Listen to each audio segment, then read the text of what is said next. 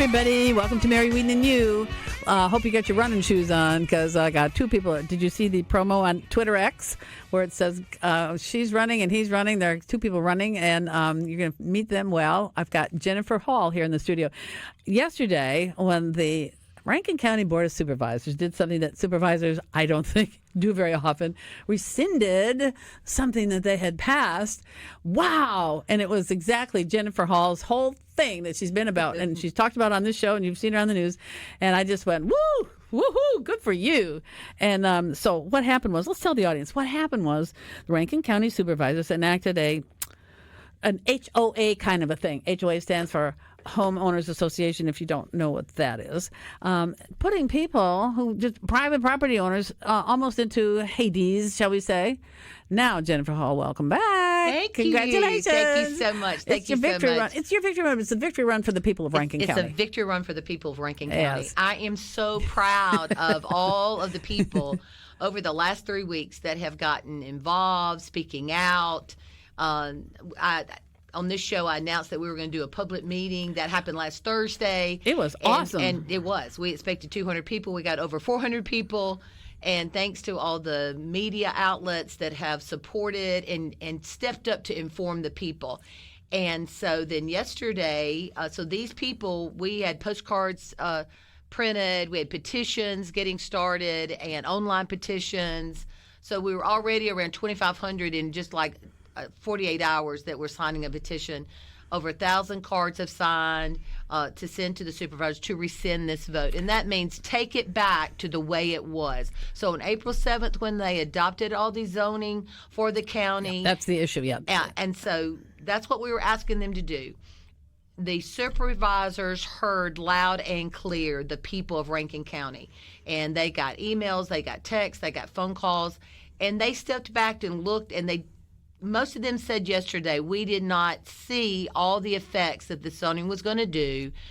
They apologized, and the motion was taken to rescind the vote, to go back to April 6th zoning the way it was. And so now that zoning, all of that zoning that people are all upset about, and all those ordinances and all those conditional uses, that is gone. Gone. You have to tell the audience. A lot of people don't know to this day really what we're talking about. What were they imposing or going to impose on people who own manufactured housing, or as people do call them, and I know you hate the word, but people call them trailers, mobile homes. That's too. right. So the manufactured housing and modular housing in the agriculture areas, a lot of this zoning had to do with agriculture areas, and that they were limiting people that now the age had to be 7 years or newer when you bought a manufactured home, or if your home was destroyed. Now, you certainly could keep your manufactured home and you could certainly sell it, but people were concerned, what does that do to the value of my home when you're saying only 7 can come in? There are a lot of people that buy 10 and 15-year-old manufactured homes. That's what they can afford. That's all they can afford. But what I heard loud and clear was people who had this land had been in their family for generations, is that they also made it a conditional use. If you wanted to build a shed, a barn, a porch, a gazebo, all those things that you might want to add to your land, you now had to go and get a conditional use. You had to get permission from a committee, and then it would go to the Board of Supervisors. Whereas right now, it's permitted use. You get a permit, you build what you want to on your land in agriculture. So So it was much more. It was also had to deal with driveways and parking lot of people that live out in the county that are running commercial building. Those parking lots could no longer be gravel. They had to be asphalt. So there were a lot of things in the ordinances. Now, I understand my manufactured homes probably got most of the media because we made it that way, but it opened the eyes of the people. Let me tell you, we supervisors, local government, they work for the people. They're elected by the people. And that's why it's important for people to speak out. But you got to know about it first. Yes. And that's what happened here. Yeah, nobody knew about it. Right? You said that's correct. They took out 2 ads the same day. Same day. In some little newspaper in that the nobody legal reads. section. In the legal section. Nobody reads that. No.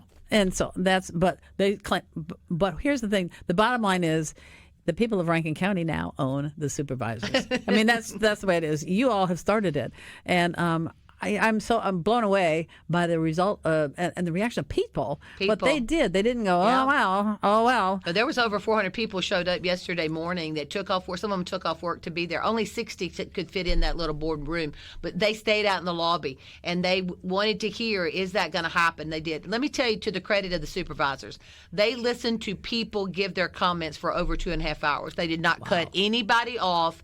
They let people speak. They knew people were upset, and to their credit, they let every person that wanted to speak, they were allowed to speak. And that, I've sat through a lot of things that hasn't happened very often. So I commend them for listening to the people yesterday. I do. Lance, what you got? I listened to the Q&A, and it was very informative. The residents of Rankin County came out. They had very intelligent questions, and I felt that is the way things are supposed to work. Open, that's right. Transparent. That's right. And they're very here's the respectful, issue. too, weren't they? Yeah, Respectful. and again, I can't say that I was very pleased with the brain power that the supervisors put into this 170-something page document without a legal opinion behind it. To have that kind of power to change how the county is supposed to be formatted by people that didn't even run this through the legal side. That was odd. And they did mention and were apologetic to that. But I hope that we see what kind of problem that could bring, because I found numerous things within that 170-plus page document that would be, let's just say, at odds with some state laws. That's right. And some of the landowners made great points there about easement and access to property, that if they had not had a legal opinion, that should tell you where the mistakes came from, because a lawyer would have said, you can't do that. Yeah. You can't. Where did you hear it from? Where were you listening to? Well, I was the live stream. The live stream. And they did a great job. Now, I'm going to say I may be being Congratulations. critical Good. of the formatting of how they got to this, but I will say this: the supervisors owned up. They did. They said, "I'm sorry." They did. There was too much willy-nilly in here, quote unquote, and we weren't quite sure how this was going to impact everybody. Then why did you do it? Is my Exactly, question. exactly. But that's where I want to say they did a good job of backing out. They could have, dug in and been stubborn and we're right and all that, but I found that was very nice to see. The people showed up and the supervisors listened. Isn't that amazing? And they changed their minds and they And they apologized. rescinded it. I mean, They this did. does They not. rescinded the This is vote. historic, if you It ask is me. historic. It is historic. I'm not all enthralled with supervisors. Because, there are some wonderful ones, and I've met wonderful ones, Yep. and I've worked with them on some things, and I really appreciate a lot of what they do. But a lot of it I don't appreciate. But this was amazing that they rescinded and they apologized. That's historic. And they sat there and answered every question. They did. That I is mean, the they were story, too. painful They ones. did. Yeah, this They was did. big. Yeah. They sat there. They were not rude. I will agree with one supervisor that they said that on social media that some people had been ugly and even made threats to the family.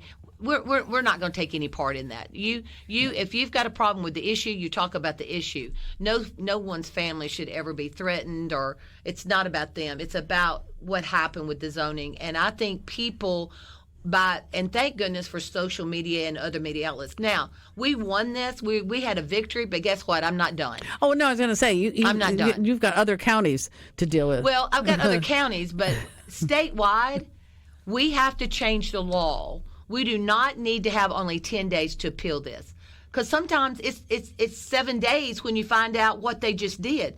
We need to change that in the Mississippi legislature to 30 days, and we also need to change how they advertise. They need to use newer forms of the media, modes of the media, to get this word out. It's got to be social media, news outlets, not just newspaper, and it needs to be advertised 3 consecutive times, at least 30 days before they have that public hearing. Y'all, we got to do a better job of letting the people know. Period. End of discussion. It all boils down to communications. It does. By the way, here's a listener texts in, where was the input of the supervisor's attorney? They do have an attorney retained for guidance, I thought.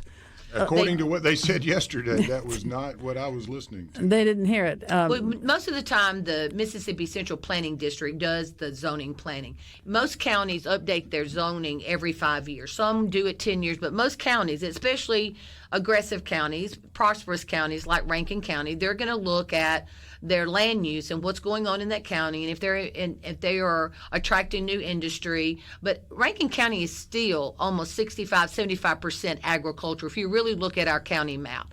And that's what 3 of the supervisors districts, they are majority agricultural, and that's where majority of these people came to. So it's not out of the ordinary for counties to look at their land use plan. But when you do that, have public meetings. That's what people said yesterday. Have town meetings, have public meetings, and let people know what you're talking about. Yes, and look what happens when you let people know and people think about it and they learn about it. And like I said, it was like with a homeowners association, a restrictive homeowners association. Now that is something I have one. I have an HOA. You have an HOA. Do you have an HOA? You volunteer. When you go to live there, you understand you got to belong to the thing, and you're a part of it. And but it's there to benefit you. And I that think one correct. of the great questions that was asked yesterday by one of the residents was, who does this benefit? Correct. Exactly. And correct. we don't know that yet. We do not. And so that's an interesting piece of this that I'm sure informed citizens of Rankin County are going to be curious who did this benefit. Yeah, really. And why was it done this way? Somebody had an HOA in their head and decided that this is what we need to do, is what happened there. Well, I think yesterday, first of all, a lot of people came in with questions, but we were told by the attorney, you were to make statements, you cannot ask questions. So people had to restructure what they had planned to ask the supervisor a question. They had to restructure that and make statements. I still think the supervisors heard them loud and clear. Like, yes. Why was this necessary? Who is behind this? Who suggested this? Why did this come? And why did we not know about it? There are ways today, and let's face it, y'all, the power of social media. I'm telling you, it's out there. Yep. And each one of these little communities, Florence, Pisgah, Star, all of these have Facebooks that say what's going on in that little community. When people left my meeting last Thursday night, they took pages of petitions to sit out in front of their Dollar General store, took them to the school, took them to their little local restaurants, little country stores, and they were on fire because they were like, are you aware of what they're trying to do to our agricultural land, our land? And I told you earlier this. I also have to give some credit to President Trump. President Trump has started this with his movement of these rallies of letting people know your voice matters, your vote matters. And I think people are not afraid to speak up. And I am so excited. It has just renewed my faith in people because they're not afraid. I'm proud of that, too. Me too. Me too. I mean, as a regular person, if we were not doing what we do and married to the people we were married to who know what's going on, all this kind of stuff, would we have actually stood up for something like that and be like, let somebody else do it?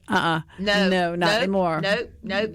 So it renews my faith in people, and that if they are given the facts about what's happening and what happened, they will step up. They will speak out. And I will tell you again, I want to commend those supervisors. Now, I will tell you that I think more people will be watching their meetings because they do post those on YouTube. They do, and like yesterday they streamed live that one, but they're on there for people to watch.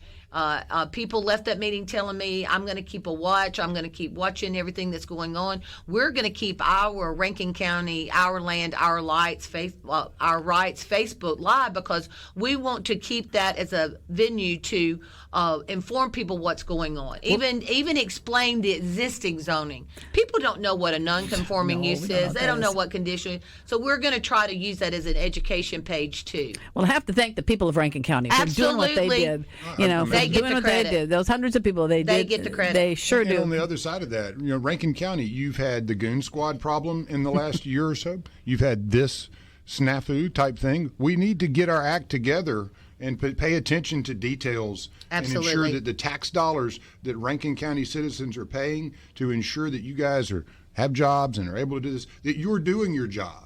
Because this is a gross misrepresentation of the people's wishes, as is what we've seen with the goon squad. Get your act together. Absolutely. Yes, we do. And the three of us are Rankin Countyans. That's right. I mean, That's right. I grew up. I spent my whole life out there. There you go. Real There you go. Rankin I'm a Rankin County. County. There you go. Well, let me tell you something. People, there is power in people. Yes. And when people get excited about Do it. something and they are on board, I have met so many people that now I call them friends, and because I'm telling you, they said, I will be your voice in Puckett. I will be your voice in Pisgah. I will be your voice in Star.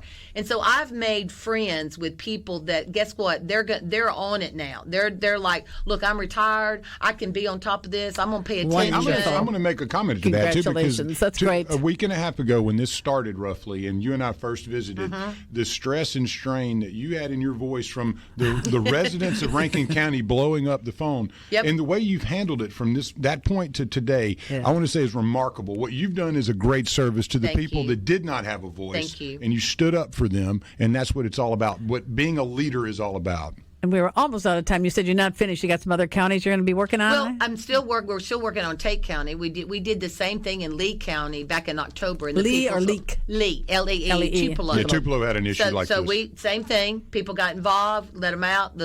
Spoke out. The supervisors rescinded their vote. In Tate County, they did not rescind the vote. So, but remember, 2 years later, they beat 4 out of the 5 supervisors. But we still have that appeal going, and we hope to be talking with the new supervisors and coming to some kind of agreement in the next few months. So I feel real good about that. Well, sure. I thank you for making this important, because it is important through radio and through TV that people know what's going on. So I thank you for making it important enough issue for me to be here. Well, Thank you. I have to say thank you. You have such zeal for what you do anyway. I mean, she really does, folks. You're very passionate about what you do, and this is a triumph, and it's thanking you and thanking the people who said, you know what, she's right. We're going to go for this. We're going to stop this kind of stuff. This is my favorite part of my job. I have lots of titles that I do, lots of hats, but this is my favorite because I feel good that I was able to stand up and help people understand what was going on, that they didn't have a clue. And so that's one of my favorite parts of my job. Well, again, too, we said this the other day when you were here. We want the county to look great. You know, do. everybody's land. We want all this stuff to look great. Of course we do. Of course we do. But we don't need this kind of doing of, This is still America. People should choose what kind of home they want to live in. This is still America. Absolutely. This is still America. Well, Jennifer Hall, Executive Director, Mississippi Manufactured Housing Association, thank you so much for coming, and thank you for all you do, and keep doing it. I am. And you'll be back. I will. We're going to come back. We're going to go. Well, you're so welcome. We're going to go take a look at somebody who's running for mayor of Jackson, a man that I think you ought to know. His name is Rodney DePriest. We'll be right back. Well, we're running around this old town, if you ask me. Running around Jackson here. If you saw Twitter X, I like to promote the show on there. And I said, did you see this? I don't know if you watch it. If you see my Twitter, do you ever Sometimes. see it? Well, this one has it says, she is running a victory lap in Rankin County, and he is running for mayor of Jackson. Both of them are on Mary Wieden U, Tuesday, May 6th at 9 a.m. Anyway, and there are 2 pictures. There's a woman who's running, and then there's a man who's running. Well, you see, Jennifer Hall did her pretty good. Jennifer Hall did her victory lap, well-deserved. And now the man who's running, one of the men who's running for mayor of Jackson is in the studio, Rodney DePriest. Welcome. Welcome. What an interesting life you've led. If folks don't know about you, tell about yourself, because you've done a lot of things that I would have to say would qualify you to be run for mayor. You've been a mayor. Well, let's see. You have government experience, and you have real world experience and spiritual experience. You got a lot of things going for you. Well, thank you, Mayor. I appreciate the opportunity to be here. Why are you running for mayor? I mean, I was telling you earlier, we asked Kenneth Stokes one time, why are you going to run for mayor? And he said, no. And I said, why not? He said, because my son said, Daddy, it'll kill you. But you don't feel that way at all. Your attitude is not that. No, I don't feel that way at all. I feel like I've been well positioned for it just from a resume standpoint. Yes. And the career is there. But ultimately, it's the last 4 years that I've had an opportunity to be spending in community service around Jackson and in the schools and on the streets with some young people that really kind of prompted my heart that it's the right thing, and I need to offer to serve is the way I view it. Well, from a resume experience, though, let's see. You have a degree from Mississippi College. You have been a banker. You have owned your own construction company, and you've served on the board of aldermen in Clinton. But you moved back to moved to Jackson. Where did you grow up, by the way? Well, I was born in Jackson in 1966. Oh. The first home we lived in was off of Robinson Road, just up from Westland Plaza, and lived there. Moved to South Jackson for a period. Then, when I was 10 years old, 1976, my family moved to Clinton.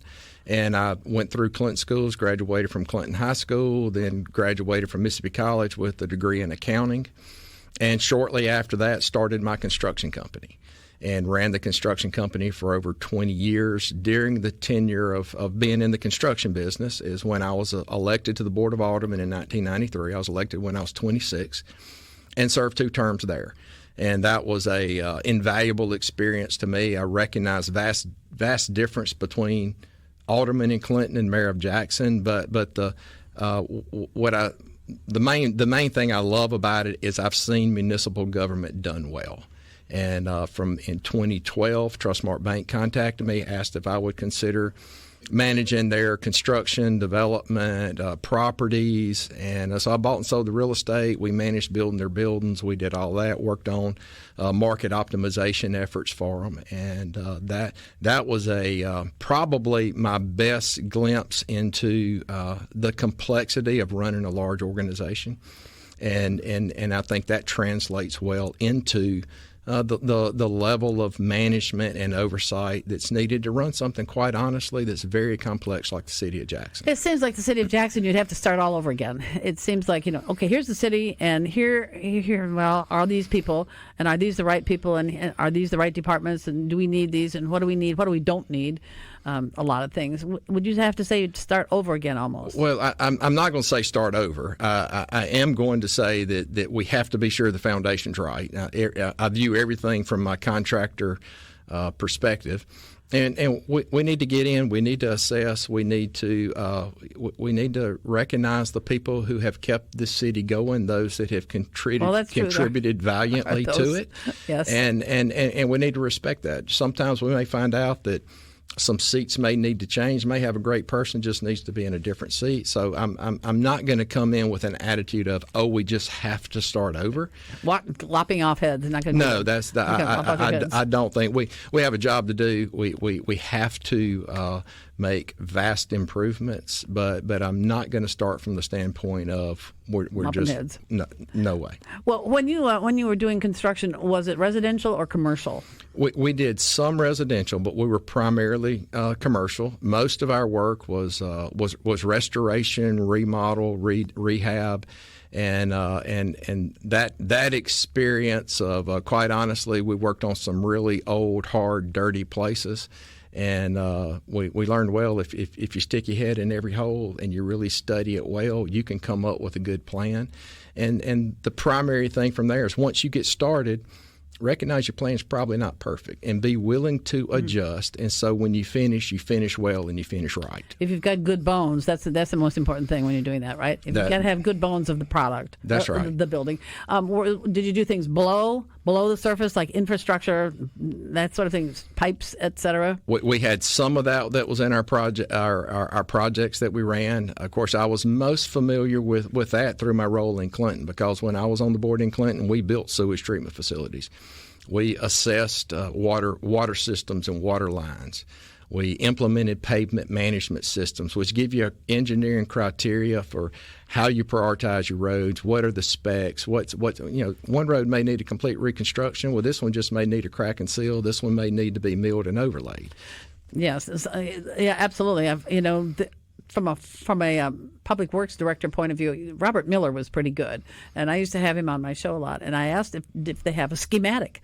You got to know what's under the surface, where pipes and things are like that. There is still no schematic. There's some old papers from around Jackson. That's one big thing that still blows my mind. There isn't one. And it'd be like, for instance, if you thought that the leak was over here, because this little piece of paper said that there was a pipe or something over here, and you got the crew down there, then it turned out that the thing was like half a block away. You would only find that if you went underground. Things like that you need to have. And did you have that in Clinton, by the way? You must have had a schematic. Well, there was some of that, but Clinton's a very, very old place, and older than Jackson. Approximately. Well, the old Natchez Trace comes right along the side of Yes, it does. Old Town Clinton. Yes. And so even in our work, we back in the day when you just started running cameras through pipes and all of that, we ran cameras down pipes and found old clay pipes. We found places where there was nothing but a hole in the dirt and the pipe was gone, but quite honestly, At least you did that. At least you could find that. We did it, and we found it, and there's a lot of work to do infrastructure-wise in Jackson. We all know that, but it's not just Jackson. There are many cities struggling with it. But when I just apply my contractor mindset, I just know we have to assess it well. We have to put together the plan. But once the plan's put together, you just got to get started. Yes. By the way, this is Rodney DePriest, and if you'd like to talk with him, he's at 888-808-8637 is our phone number. If you'd like to question him or call him, make comments online, call us on the phone, 601-879-4395. And online, you can see us at supertalk.fm/Mary because we do live stream. So 601-879-4395 is the text line. Most people, it's amazing, they don't particularly do phones so much anymore on this show anyway. They do texting, boy. That's sure. But for heaven's sakes, pull over if you're in your car. That's my mantra. Don't ever try to text if you've never done it. When you drive, don't do it. It's terrible. Right. It's terribly dangerous sort of a thing. So let us hear from you. We'd love to know what you think about all this stuff. How you been reaching out to people? How do people know you? Because I was told by people, well, he's got a good reputation. He's got. Oh, really? Well, how are you doing that? How do people? We don't see you on TV ads, and this is your first time in radio over here. You have done some other radio, but this is your first time over here, the one that matters. And so I must say, I have to say that. But how are you reaching out? How do people know you? Well, originally from my business career, and fortunately I developed a lot of relationships through that career, and those have translated well into relationships today. But the last 3.5, 4 years of my life, when I've been able to just move around the city, when quite honestly, God just pricked my heart with the violence in Jackson, and I knew I wanted to be part of a solution in Jackson. At that point, I'm 58 now. I was the 55-year-old white guy in a majority black city, and I knew that I needed to work on having some relationships. And some pastors in Boston, Massachusetts, Reverend Jeffrey Brown being one of them, who has effectively dealt with violence in Boston years ago. And I developed a relationship with him, and I was talking through that with him, and he said, Rodney, that's what I call a ministry of presence. Just go be present. So about 3.5 years ago, I just started showing up. Whether it was a community meeting, whether it was a pastor's prayer time, whether it was a law enforcement conversation with the community, I just started showing up. And that has led to some dear relationships across the city, which ultimately led to the idea of me running for mayor being brought up in the community. Where you would start as a mayor, I wouldn't have any idea, but, summer is coming on. Kids are beginning out of school, and too many won't have anything to do for the summertime. They need jobs, whether that's up to businesses. I would think it would be the main thing. The city can do about so much. But getting to them, it's one thing to get to their parents, but getting to the kids saying, why are you doing what you're doing? And when unfortunately some of them see their own parents doing the same kind of stuff, robbing, shooting, whatever, drugs and whatever. That's very difficult. And I think there's a lot of that in Jackson. But how do you get to the teenagers, the 12, 13-year-olds on up to 17, 18? How do you get to them? Well, the first thing we have to do is we have to move beyond the boundary of our own concern. I think for a long time, Becky and I, my wife, we've been back in Jackson for over 20 years now, and we don't suffer with the violence and the crime in Northeast Jackson like so many parts of Jackson do. But I recognize that I had to get beyond my immediate concern. And so through just my ministry of presence, through meeting Vince Gordon, who's been Inner City Young Life Director in Jackson for 27 years now, I now go to Jim Hill High School every Friday morning at 8:30 for Tigers for Christ. Last Friday morning, Javion Shedd, a young man at Mayoral High School, invited me to come and talk to Mustangs for Christ. Then I have a friend who has a church over in Midtown, Scott Fortenberry, and so Sundays and Mondays I'm able to be in Midtown, and I just spend time with these young people, and it's It's just like in needing to basically earn the credibility to be part of a violence solution. Trust takes time. And so I've just been able to spend time hanging out, talking to these young people. And what that has shown me is that once the trust is there, once they open up, we have so many youth in our city who are genuinely traumatized. There you go. Genuinely traumatized, and I've had the opportunity several weeks ago, just sitting on the front porch with a high school student, and he looked at me and he said, "Mr. Rodney, I've got PTSD. I've just, he has lost multiple siblings to violence in Jackson." Those are the ones I'm talking about. Those are the ones. And trust takes time, and I've been able to invest the time just being present, not trying to fix anyone, just to build the trust. And once the trust was there, they're opening up to me, and that has been one of the joys of my life. We'll take a break and be back in just a couple minutes here with Rodney DePriest, running for mayor of Jackson. Time to fly, as it always does. On Mary Wieden and you. We're talking with Rodney DePriest, running for mayor of Jackson as an independent. And as when we went out, we were talking about, got to the point about kids who, this poor, unfortunate young person that you were speaking with, and I'm sure there are thousands like him, said he has PTSD because of what happens in Jackson. And, that's built into the whole thing about crime, too. Not that this kid was involved in it, but so many kids are involved in it. So getting to them is, that's a challenge. Getting to the parents is a challenge. And, you've seen Joseph Wade saying, a gun is no way to solve. Exactly right. It's no way to do it. We don't have to take guns away from people. People have to be taught how to use guns properly, I think. Military brat here was told, you don't play with them. You don't ever play with a gun. And you don't just willy-nilly, you just won't willy-nilly wave a gun around if you're mad at somebody. But you have to deal with crime. How do you do that? What do you think? Well, the crime issues and violence specifically, the violence component of crime, is what got me started. Almost 4 years ago now, and we. I've been able to look at what other cities have done, and I give credit to Chief Wade that Jackson Police Department has gone from essentially working in a silo to now having very effective working relationships with multiple other agencies, local, state, and federal, and that's a key part of it. But there's only so much the police can do. I'm a firm believer that we're not where we are in Jackson from a crime perspective because of the police department.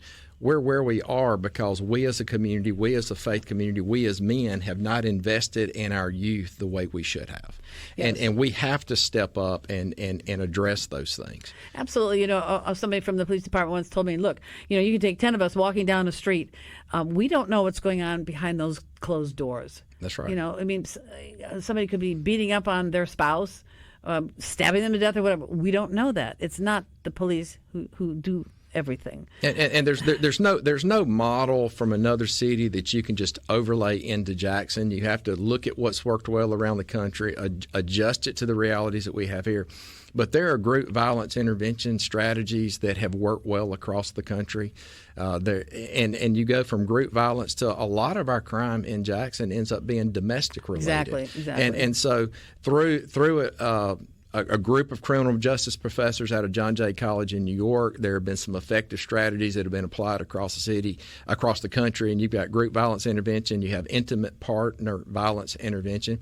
And then you also have an effort for police community reconciliation. And that's needed because over the years, the distrust between community and law enforcement has gotten worse and worse. And Although I don't think it's so much here, do you? I mean, in New York City, that, for instance, we've seen a lot of that stuff, but I don't think we have that here. But to an extent. We do. We do have it here. I will give Chief Wade credit for his community outreach and what he's doing. And it's not so much. It doesn't have to be the community and the current law enforcement leadership, but there's just a history to law enforcement. There's a history to the badge and conflict between the community that has built some distrust.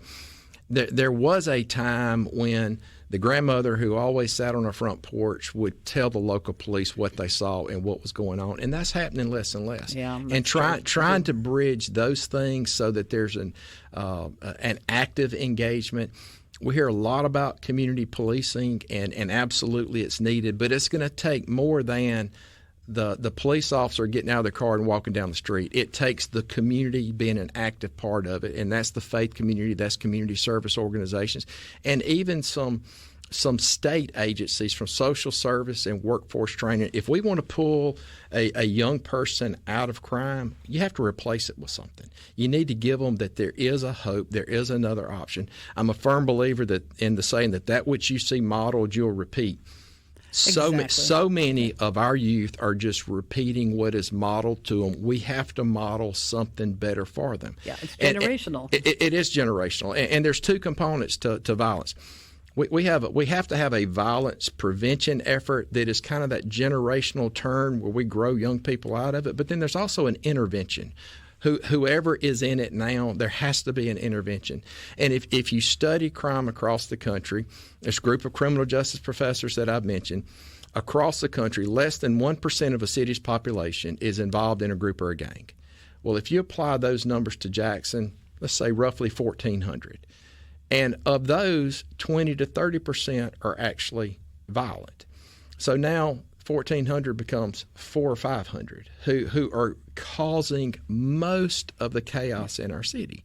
And through some very deliberate, data-driven initiatives where you get these different agencies in the room, everything from police to state to federal, even parole and even probation, you get them in a room having the conversation, and if we have 400, more than likely we're going to find out we already know 250 or 300 of them. We know their story. We know where they live, and we just have to start a conversation of here's the way out. Now, there's going to be a strong getting them in there. That's the thing. You have a lot of things where you have parents and grandparents who are concerned, but it's the bangers and it's the kids who are doing it. That few bunch. How do you get them in there? That's the thing. Do they want to come in there? Not necessarily. How are you going to get them there? You build trust with them. The pastors in Boston were key to it, because the pastors in Boston, when things just went completely off the rails in Boston, Reverend Brown, the way he expressed it to me, he said, "Rodney, we did what pastors don't normally do. We stopped preaching and we started listening." They started walking the streets of Boston from 10 p.m. to 2 a.m. every Friday night in the most crime-ridden areas, and he said they got some strange looks. But after they consistently were present, week after week, gang leaders, drug dealers, different people would engage them in conversation. It led to a level of trust where the next thing was they were sitting at a table with gang leaders on one side, law enforcement on the other side, and they were engaged in that conversation. They even got to the point where they could negotiate settlements between the gangs. Well, let me ask you this. If you become mayor, would you be out there 10 to 2 with a lot of those folks going around getting them? Absolutely. Well, and it's not getting them. Well, it's being present. Well, I see what you're saying. Well, gas stations, for instance, we've had a lot of crime at gas stations. Well, maybe it doesn't really matter. Gas station streets or whatever, but well, and I think the model for Jackson, where Boston had parks and places that people would congregate, quite honestly, some of the gas stations and convenience stores are going to be the places that you need to be present to build those relationships. You would walk the streets. Absolutely. We have already. I haven't been out at midnight, but I've already been part of groups that walked through Rebel Woods in South Jackson and made these walks. And it's no more than we're here, we're being present. We're not gonna show up. We're not gonna show up with a plan to fix you. We're just trying to develop that relationship. And I'm a firm believer in another quote of, that which you do for me, without me, you do to me. Mm-hmm. And we're frequently guilty of standing out here at a distance, looking at a problem from a distance, never engaging those that are most directly involved, and coming up with a plan to go fix someone. Well, the other part of that is those closest to the pain often best know the solution. So let's have that conversation. Now, don't get me wrong. There is a heavy, strong part of law enforcement, and there's some people they're going to have to be incarcerated. Yeah. But if you study the way this has been so effectively applied across the country, there have been cities that have had drastic reduction in violence and reduced the rate of incarceration at the same time. You playing that music already? Oh no, that was just some random thing that came in because I heard something random in my ear. Because fascinating. Do you think that Jackson can be? We said during the break you were saying that Detroit is coming back. I don't know how they're doing it or what they're doing because I haven't been up there in a long time. But if Detroit can come back, so can Jackson, Mississippi. I wouldn't be doing this if I didn't believe it could be done. It's not easy. It's not going to be fast. But I'm a firm believer, whatever we need in our community, whether we're looking for economic development, whether we're looking for improved quality of life, whether we're looking for jobs for our young people, violence reduction and infrastructure restoration are the two things. You will not have the jobs we need in Jackson until customers and employees feel safe. We will not have the quality of life that we want in Jackson without reduction in violence and restoration of infrastructure. And people will get tired of hearing me say it, but I'm going to have laser focus on those two items. The close third piece, which leads to some of the crime, is the blight that we're seeing in our city. And those three things have to be the number one priorities of our city. Absolutely. You can't show a business prospect around town and end up falling in a pothole. I mean, I'm sorry, but that kind of stuff happens. That's right. And maybe the street's nice, but you're like this because you don't know if there's somebody trying to get into your car or whatever. You can't get out of the car because where we are. You can't do that. And I want to reiterate. I mean, when on a per capita basis, we're the murder capital of the United States, we have a problem. But we also need to remember that statistically across the country, it's a very small group that's wreaking havoc, and the odds of any one of us interacting and being a victim of random violence is actually very, very low. You don't want people to say, "Oh, Jackson." You want people to say, "Oh, Jackson." That's right. There's a difference. And do you think that can happen? Absolutely, 100%. You look at downtown Jackson. You look at the bones of downtown Jackson. Downtown Jackson actually looks pretty good right now.